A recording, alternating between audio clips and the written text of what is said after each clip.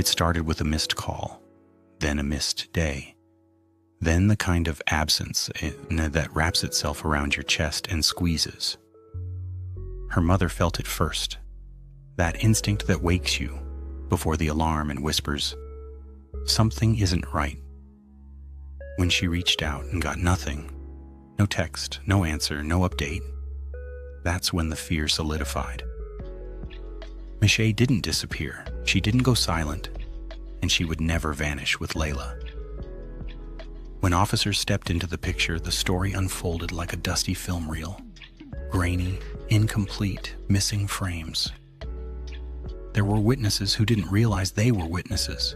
Cameras that caught fragments, not moments.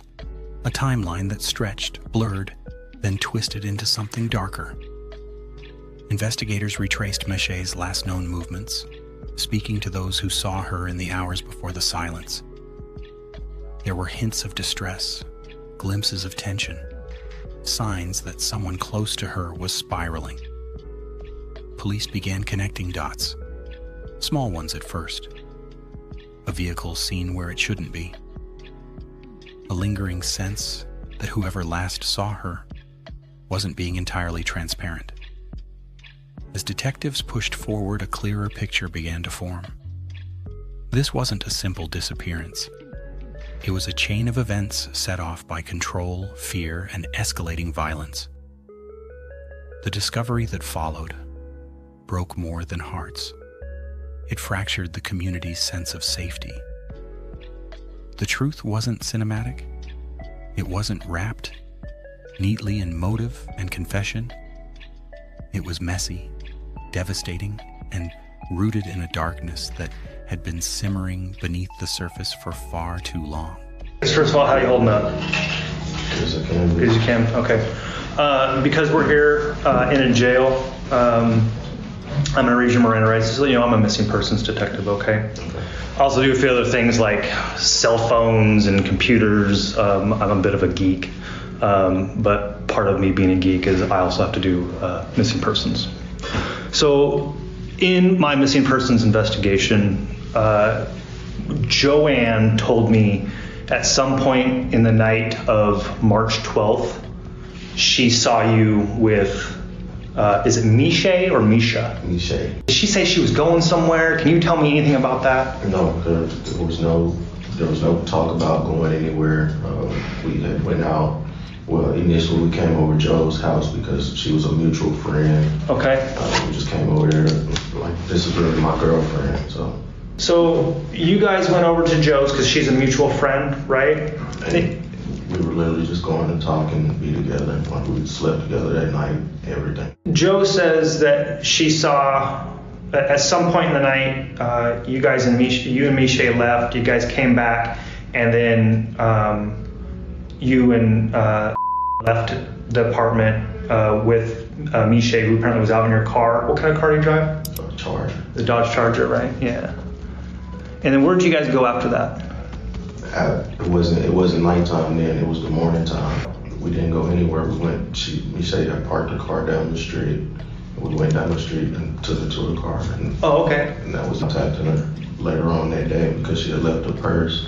And then So, I'm sorry, she left her purse? she left her purse. Okay, so she left her purse in your car? Yeah. Okay.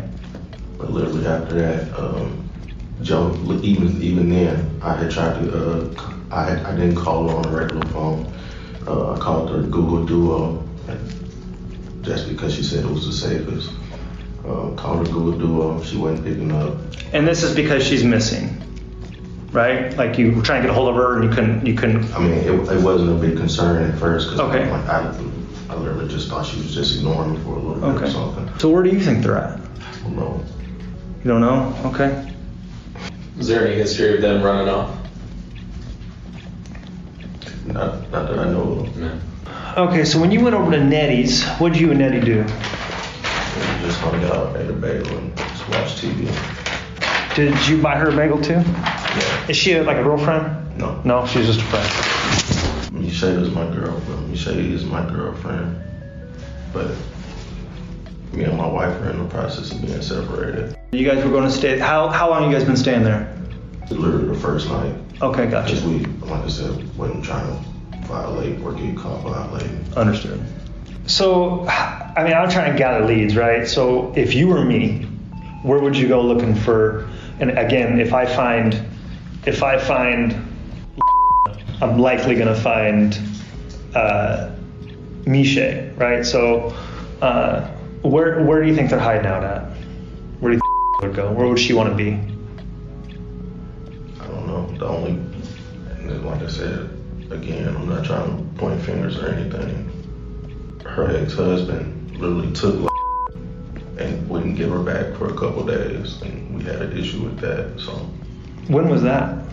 this was like sometime last year, maybe. I'm trying not to get too involved in your other case, right?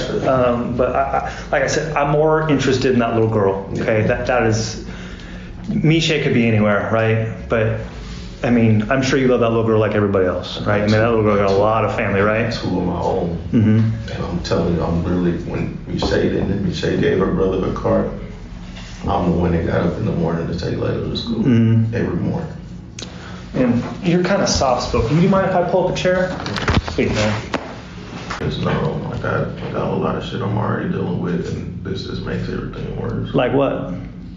Like your other cases? Yeah. All right. Well, I only had one other case, and I've never ran from it. I've always been at every court date on time. I posted bail, never got in trouble since. This is the most trouble I've been in since. On Wednesday morning, the Clark County Sheriff's Office got a call from someone who was walking on this rural road in Washougal. The caller described what they believed to be two life-sized mannequins down an embankment near a creek. But when deputies arrived on scene, they discovered two bodies. Investigators contacted Vancouver police, who determined this was likely Meshay Melendez and Layla Stewart. Meshay and Layla were found far from the noise of the investigation. Two lives cut short in a way that left pain echoing through everyone who loved them. A mother who tried to protect her daughter. A little girl who deserved the world. Both stolen by the very danger Meshay had been trying to navigate. Even now, people talk about Meshay's laugh. How it could soften a room. They talk about Layla's energy, how she twirled, skipped, danced even when life was unkind. Their memory is kept alive, not just through grief, but through love, through advocacy, through the determination to ensure their story is never reduced to just another headline. Their case became a painful reminder that danger often wears familiar faces, that silence can be a warning, and that every victim's story deserves to be told with truth, care, and unwavering respect.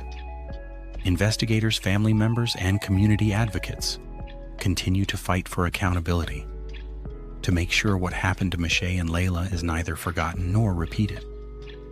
For all the darkness surrounding their final days, the imprint they left is one of strength and connection. A mother who loved fiercely, a daughter who radiated joy. Two lives intertwined in light, even when surrounded by shadows. Their story stands as a call to action, a reminder to notice the quiet shifts in people's lives, to speak up when something feels wrong, and to support those navigating dangerous relationships with more compassion, more resources, more urgency. This isn't just a case file, it's a testimony, a warning, a tribute, and a vow that their voices will not fade into silence. And as always, hold your people close, trust your instincts, and stay aware out here. Thanks for tuning in, and I'll catch you on the next one.